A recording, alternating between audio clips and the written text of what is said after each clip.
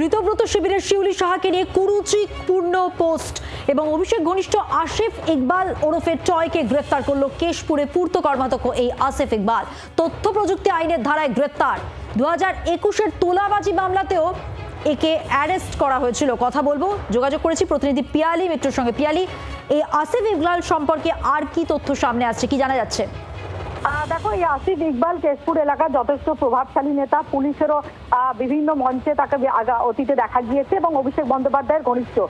তার যে Facebook page, সেখানে বিভিন্ন সময় তিনি বিভিন্ন সরকার বিরোধী পোস্ট, তার সঙ্গে সম্প্রতি তিনি ঋতব্রতপন্থী শিউলি সাহাকে নিয়ে কুরুচিপূর্ণ মন্তব্য করেন।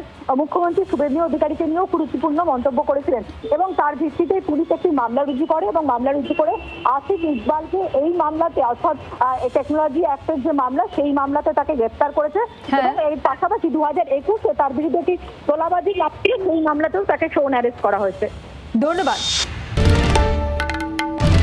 বাংলার আওয়াজ, বাঙালির আবেগ, জি 24 ঘন্টা।